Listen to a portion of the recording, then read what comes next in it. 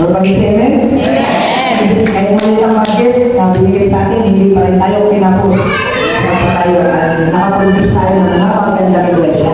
Amen. Pagpapakan po natin ang Panginoon. Salamat sa Panginoon. Salamat sa pamilya ko na pinagaling ni Lord. Yan, wala kay Ate, kay Ferdy, kay Kim, kay Ate Kish, nagalis ka, wala sa pangalaman. So, ang Lord mabuti. Amen. So, God is good. All the time. All the time. God is good. Grabe. Grabe. Wala na tayong wala na tayong picture sa Panginoon sa kanyang kabuhian sa atin. Kaya napakapalad rin po, napakapalad rin natin na tayo nakikita ang ating sarili kay Kristo. Everybody say, pag sarili natin hindi nakikita kay Kristo, hindi natin na-enjoy ang victory na ginawa ng ating Panginoon.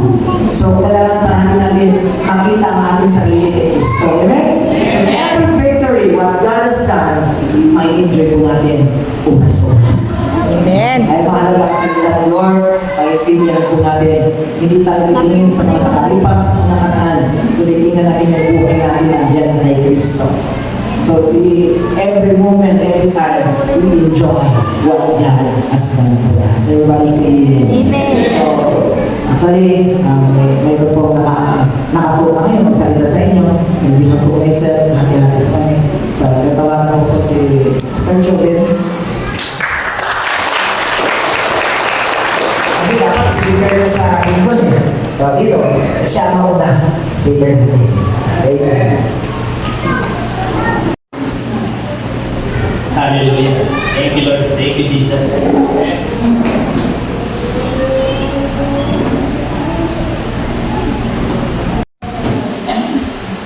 Bless po ba lahat? Amen. Hallelujah. Kasi wala nang patuto eh. Hindi sabihin bless lahat.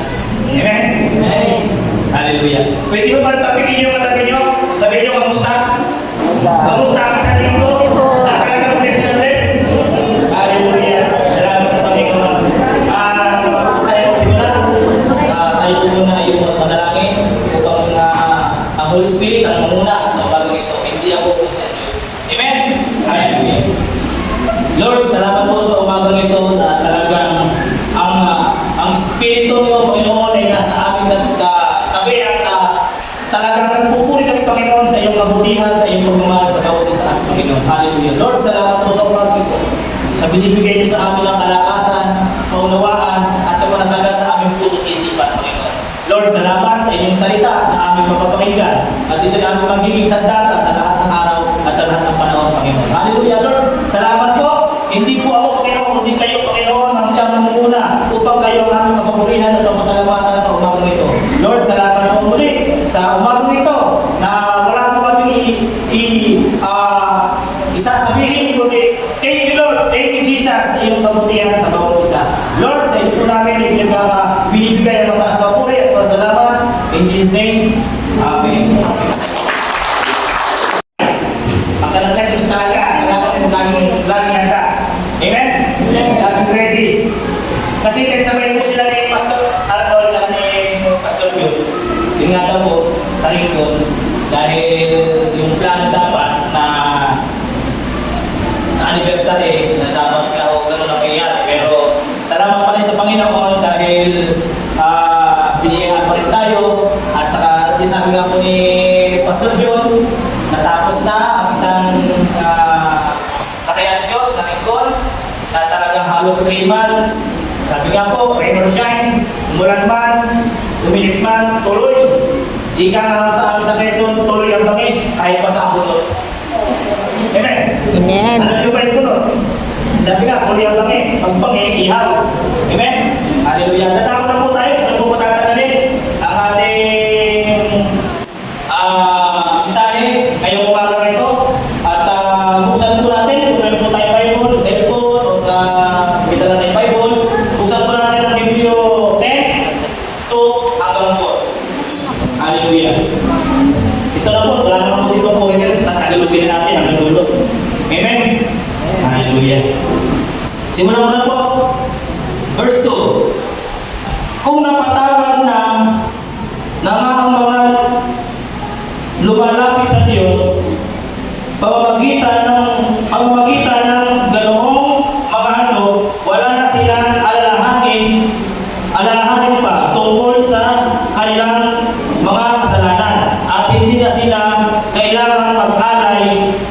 mag-alay pamuli, verse 3, ngunit ang mga alay na ito ang nagpapagunita sa mga taong na kanilang mga kasalanan taon-taon. Verse 4, sapagkat ang dugo ng mga toro at mga kambing ay hindi makapapawi sa mga kasalanan. Sinasabi, bakit pa kailangan natin masaktan? Kailangan pa natin maghandog. Amen? Kailangan pa natin, kasi nung binasa ko ito,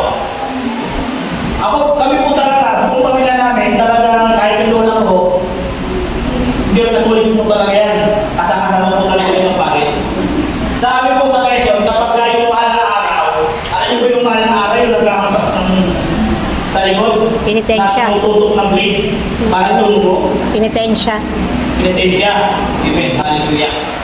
Yun po yung parang, bakit pa tayo magpapasakit? Pero nung bata po ako, lagi ko kasi yung mga tuwing ko, yung mga pinsan ko, panata talaga nila yun, taon-taon, mahal na araw, nagpipinitensya sila. Kasi yun ang kinamulatan nila na yun daw ang nag-aalis ng kasalanan. Eh di ibig sabihin, taon-taon, ginugunita nila yung mga kasalanan nila, kaya hindi sila nakakaalis. Amen? Kaya ako isa na tanong ako sa tuwing ko, ay ko, bakit ko kayo nagkahampas? Alam niyo sa masagot niya sa akin, para daw mawasan ang kasalanan. Para daw maalis ang kasalanan, then pagka daw sila nagkahampas na, meron silang tutwagin daw ay may mga ilog kung tawagin. Kapag daw sila dun lumublob, gumagaling yung sugat. Yun yung paniniwala nila. Kapag daw mas madugo, mas makasalanan. Yun ang paniniwala nila. Pero sabi ko nga po, ngayon mo naiintindihan, napakasarap po pala ng katotohanan. Na bakit pa tayo magpapasakit? Bakit pa tayo susugatan ang ating katawan? Amen?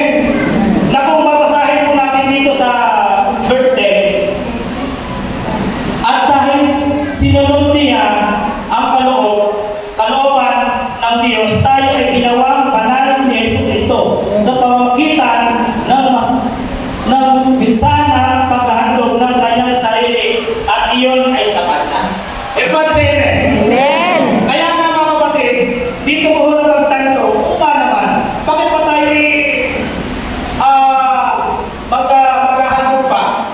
Magpapakasugat pa sa ating katawan para magbawasan ng kasalanan. Ayan na lang po natin sila kasi yung kanilang paniniwala. Bagamat gano'n din po ako nung ako'y katoliko pa, na gusto ko nga po ay sumutin sa yakap nila. Kasi po kami mga sa Quezon, lahat po ng pamilya namin, tuwing mahal na araw, kami po yung nagpapakain ng pinipinitensya. Kami po yung nagpapainom sa kanila. Nandun po kami sa simbahan, hanggang sa sementeryo, doon sila nagtitipon-tipon, at doon sila nagtutulog-tulog ng mga blade. Alam niyo yung blade, kung gano'n masakit yun, tatantarin mo muna yun bago papaluin pa ng papaluin, gano'n masakit yun. Pero ang sabi nila, napabukasan daw ang kasalanan. Ay sabi ko ngayon, parang hindi naman. Kasi kung ano lang na ituhan, si Jesucristo sapat na. Amen? Hallelujah. Kaya nga po, sabi ko salamat sa Panginoon kasi inalis na ako doon. Dahil sabi ko ako talaga, ng pandemic, totoo po talaga doon ng pandemic, nag-usap kami ng asawa ko at sabi ko, pumunta tayo sa mahal na araw sa amin sa Quezon kasi gusto ko magpinintensya para bukas ng kasalanan. Salamat sa Panginoon, hindi nangyari. Kung nangyari ng mga kapatid, makabutas-butas yung aking likod. Kasi may kwento ko lang mga kapatid, nung pandemic na yun, nagdyan ko yung tuwing ko, humingi ng tulong. Kasi hindi sila makuwi sa Quezon kasi nga, bawal bumiyahe. Ang ginawa ng talong tuwing ko sa Ventex, doon sila nagpinintensya. Ang kita lang mata, labas ang katawan, siyempre nakapantalon. Bakit sila kinulong? Kasi natakot yung pulis, baka daw kulto. Pero sa biyaya ng Panginoon, pinalaya pa rin sila. Kasi yung mayor ng Mendez at ng mayor ng Quezon, sila, tinawagan. Ang sabi ng mayor, palayain nyo kasi yun ang panata nila. Amen? Kaya sa kabutihan ng Panginoon, inialay niya ng kanyang buhay para tayo malinis. Amen? Kaya nga po dito sa sinasabi, kasi dito talaga umiikot umiikot din Amen? Kung babasahin mo natin dito yung 17, pagkatapos ay sinabi pa niya, kalimutan ko na ang kanilang mga kasalanan at kasamaan. 18, sapagkat pinapatawad na ang kasalanan, hindi na kailangan pang maghandog dahil sa kasalanan. Hallelujah. Amen. Kaya hindi na natin kailangan maghandog. Hindi na natin kailangan magpinitensya. Hindi na natin kailangan pang magpakahirap para tayo mabuwasan ng kasalanan. Ang kasalanan nandyan na. Pero ang sabi ng Diyos, nililis niya na. Amen. Ang sabi niya, ano siya ay nasa krus? Finish. Tapos na. Amen. Kaya mga ngayon ko na nalaman, nagtatapasan, wala pa lang silbi yung paggagawa ng mga pinsan ko, ng mga tuwing ko, na sabi, nagbabaw sila ng kasalanan. Amen? Ngayon pa lang, malinis ka na. Amen. Salamat sa Panginoon dahil ako isa rin sa nilinis ng Panginoon. Amen. Kaya ako po ay papasalamat. Sabi ko nga po, hindi ko ini-expect, hindi ko pinangarap na humarap sa inyong harapan. At ako lang po talaga ay mahihain. Hindi naman kita siguro. Kaya sabi nga po, hallelujah. Kaya alam niyo mga kapatid, nung binabasa ko po ito, sabi ko, Lord, bigyan niyo po ako ng supporting verse kasi ano basahin kasi parang tumatama sa akin that time na noong time na yun, na gusto ko talagang pinitensya. Kasi alam niyo man ay price. Yun, parang gusto kong sumunod sa yapak ng mga pinsan ko, mga tuwing ko. Hanggang ngayon po, nagpapatuloy pa rin po sila. Kasi yun ang panata nila. Pero ngayon ko na patunayan na tayo malinis na. Amen. Lahat ba tayo malinis na? Amen. Ano, nag-amen, pero tumatago sa puso. Amen. Kaya mga kapatid, alam nyo, yung pagbabago ng isang Kristiyano, hindi ho natin nababasa yan sa simbahan, o sa pastor, o sa leader. Yun po ay nakikita kung ikaw ay nagliliwanag. Hindi ikaw, kundi yung Espiritu ng Diyos ang nagliliwanag. Sabi nga po sa aming prayer meeting, parang pakatuling ko na, kasi wala nang prayer meeting. Hallelujah. Kaya po sinabi nung sa amin, ang Diyos ay ulo, tayo ang katawan. Kung ngayon, kung si Kristo ang ating ulo, meron bang Kristo na nagmumura? Meron bang Kristong nagbubunga? Meron bang Kristong nado sa sapuan, nado sa inuman? Amen? Kaya kung tayo ay nagliliwanag, nasa sa amin si Kristo. Amen? Ulo natin si Kristo. Kaya minsan, tayo ay mga kapatid ay nadadala na kung saan man meron doong mga ang tawag nito, amen? Ang liwanag, yung tumatanggap ng salita. Amen? Yung salita, Word of God. Amen? Kaya nga po, sabi nga po, dun kung babasahin po natin uli itong 19. Kaya nga mga kapatid, tayo'y malaya na makakapasok sa dakong kabanal-banalan dahil sa dugo ni Jesus. Amen? Wala nang pagitan. Amen? Wala na tayong harang sa ating Diyos kay Jesus. Kumbaga sinasabi dito, makakapasok. Hindi na tayo kailangan dumaan pa kay ganito, kay Kuya Austin, kay Hallelujah. Kailangan, ito ang sinasabi dito ito yung salita di ba? Sinasabi, malaya na makakapasok sa dakong kabanal-banalan dahil sa dugo ni Kristo. Kaya kapatid, wala na, kalimutan na natin, wala na tayong kasalanan. Amen.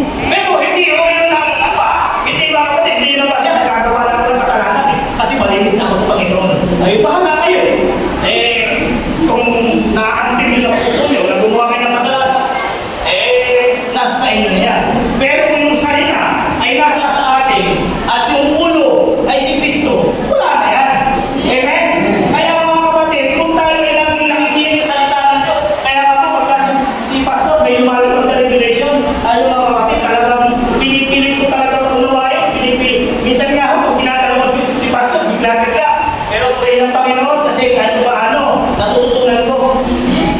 Yung revelation, kaya ako sa Pastor, dapat po, dapat tayo ng mga mentoring, para mga gano'n. Alam niyo, sa mga tanong ko, sila, ay sila, walang nanakas. Lord, wala kami gawa, pero sana sa inyo may gawa kami. Kaya yung medyo pagka si Pastor, may lumalabas na parang ayaw lang tumayo sa akin, kinakupan kasi ang sarap kapag may lumalabas na revelation. Amen? Kaya yung mahalaga yung sanda. Amen? Kaya salamat sa Panginoon at ipagpapatuloy ko, nasa ba tayo? Lumayo po ako. Hallelujah. Kulit ang pakabuti ng Diyos. Amen? Amen. Hallelujah. Eh, kasi minsan, nag-i-amen pero yung pag-i-amen, parang tumatagal siya sa puso. Pero, purihin ng Panginoon. Tumagos man yan sa puso, pero yun ang magpapabago sa atin. Amen. Hallelujah. Amen. Yung tumatanggap ng katotohanan. Yung hindi tumatanggap ng katotohanan, ang tawag doon mali. Amen. Tama po ba? Kaya kung tayo tumatanggap ng katotohanan, tumagos man sa ating puso yan, yun ang magpapabago sa atin. Amen. Hallelujah. Ito po tayo may Hallelujah. Binuksan niya para sa atin ang isang bago at buhay na daang naglalabos hanggang sa kabila ng tabi. At ang tabi na ito ay kanyang katuwiran. Amen. Napakaganda. Napakaganda ng salita. Amen. Kasi wala na tayo, wala nang tawag ito, wala nang pader, wala nang harap upang tayo ay makapagpunin sa Panginoon. Amen? Dahil ang ating ulo ay si Kristo. Amen? Sabi nga ho, kung gagawa ko kayo ng mali at ng kasalanan, nasa sa inyo na yan. Hindi gawain ng Kristo. Hindi gawain ng Diyos yan. Kaya, salamat sa Panginoon dahil unti-unti niyang inaalis sa akin yung mga bagay na nakaraan ko. Isa na yung ama. Dati, hamit ako sa alam, ngayon nasusukan ako sa amoy pala. Amen. Amen. Yun yung sinasabi na kung gagawa ka ng kasalanan, meron ka ng parang nakukonsensya ka na. Hallelujah. Aminado lang po ako sa aking nakaraan, ako'y babaero. Pero ngayon, dalawa na lang ang mahal ko sa buhay. Kundi si Lord at ang asawa ko. Amen. Hindi yung sinasabi ka, bumayan kayo, magpakarami. Hallelujah, magpakarami. Pero salamat sa Panginoon. Dahil si Lord na lang ang aking asawa, yung aking minamahal. Siyempre, kasi si Lord na lang papangan ng buhay ko eh.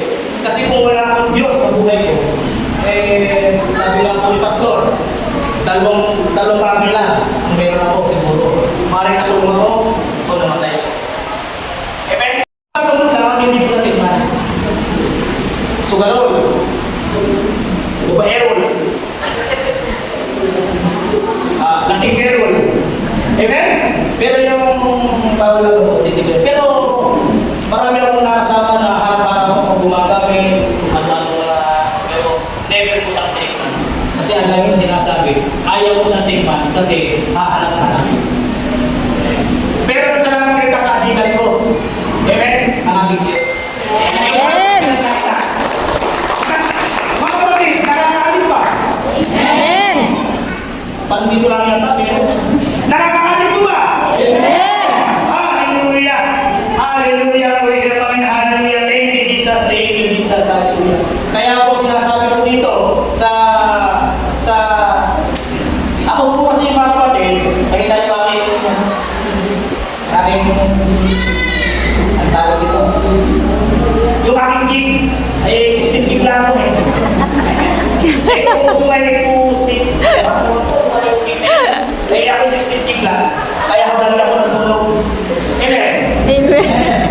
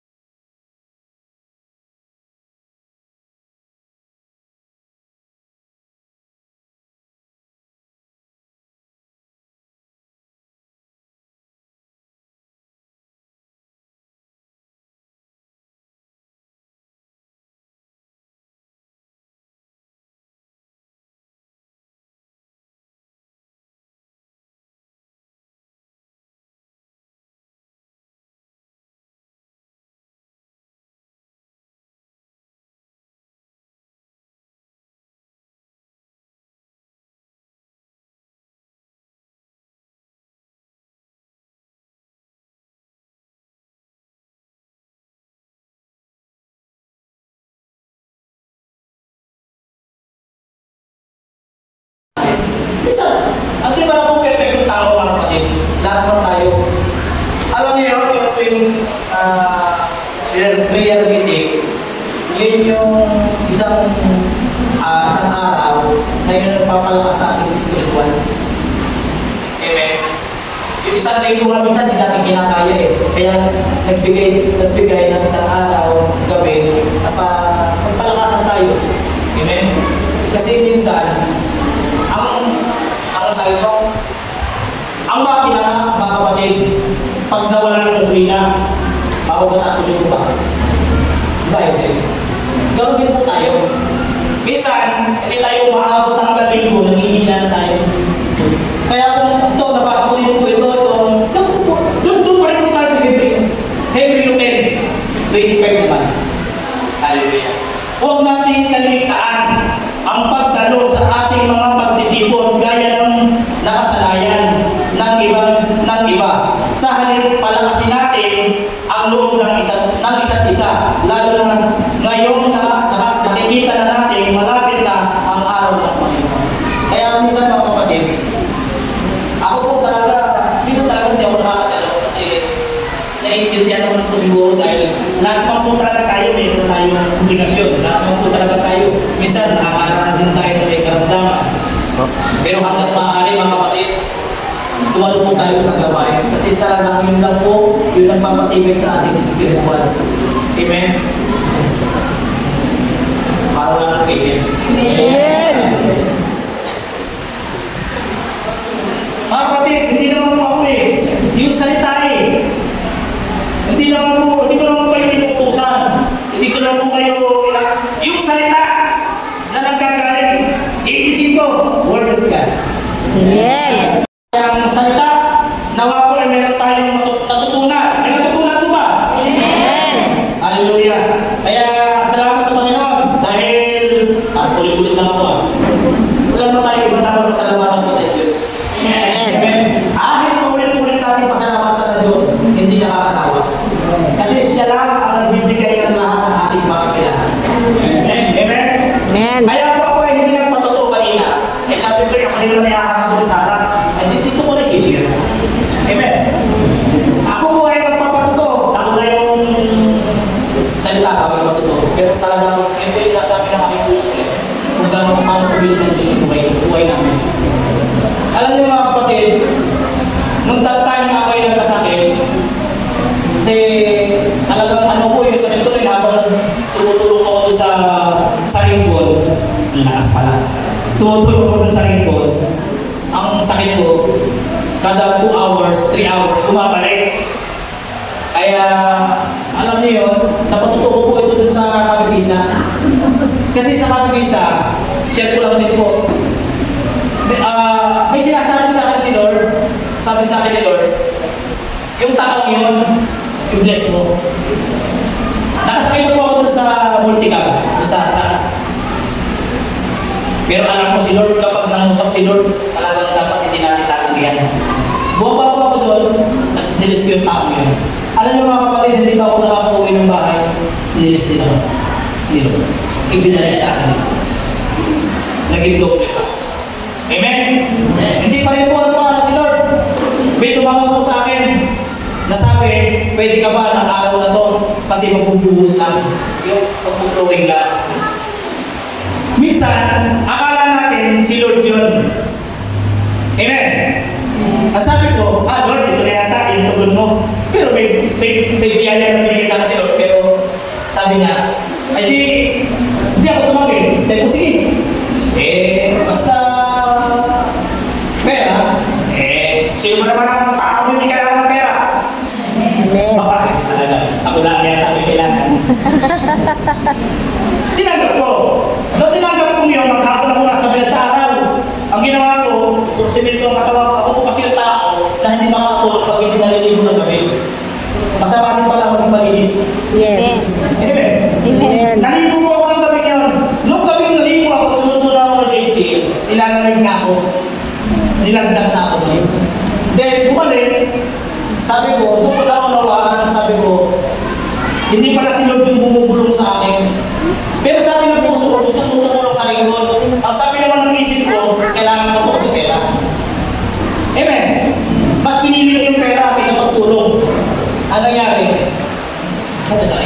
Kaya humingi ako ng tawad ngayon. Sabi ko, hindi mo ulit. Kasi minsan, si Satan, nagiging mabait. Amen? Amen. Eh, mas pinili ko yung pera. Tama kita, isip, hindi yung puso eh. Yung puso ko, gusto ko tumulong sa inyo eh. Eh, pinili ko yung pera. Kailangan ng tao eh. Amen? Pero salamat pa rin sa Panginoon at ako pinagaling niya. Then, dumating na ako yung linggo sa Kapipisa. Kasi sinabi na naman sa akin si Lord, hindi ko po sinasabi ito kung kailan lang kayo, kung kailan lang may sinasabi ang Holy Spirit. Anytime, pwede kayong mag-blessing sa ibang tao. Hindi ko sinasabi ito na kung kailan lang may sinasabi si Lord, kung kailan may sinasabi ang Holy Spirit. Anytime. Sabi nga ako, kapag tayo nagtanim, merong hindi, mga kapatid. Kapag tayo nagtanim, yung bukal sa puso, hindi sa puso. Ano ba yung puso? Nagabang na. Amen? Kapag nagtanim tayo mga kapatid, kailangan bukal sa puso natin. Ay yung time ngayon, 200 na lang ang pera ko mga kapatid. Eh kinabukasan, may pasok si Daisy, 200 na pumasahin yan araw-araw. Hindi ako matalilangan. Hindi ako matalilangan sa ko, Lord. Alam ko talaga may gagawin ka. Kasi hindi. Kasi nung tatay, may ginawa ka na eh. Bakit pa ba ako mangangamba? Binigay ko talaga, dinas ko talaga. Hallelujah! May dumating na bill ng tubig. Nagulat ako, 800. Pero hindi nagpabayar ang Panginoon. Amen. Bukas magbabayad kami ng tubig. Amen. Ganun ka tubig. Kaya ako mga kapatid, hindi, kaya ako sinasabi ko sa inyo, hindi lang kailangan meron tayong salita na naririnig. Pag gusto mong umani ka, kung gusto mong malagana ka, ay magtanim ka. Pero kung nagtanim ka ng sama ng loob, sama ng loob. Ka lang sa mga. Amen? Amen. Kung nagtanim ka ng pera, pera dadating sa iyo. Amen? Kaya ang salita ng Panginoon, kapag dinalakaran natin, God provide. Amen? Amen. Walang imposible sa Diyos. Kapag naniniwala ka at nananampalataya ka. Amen? Yun lang po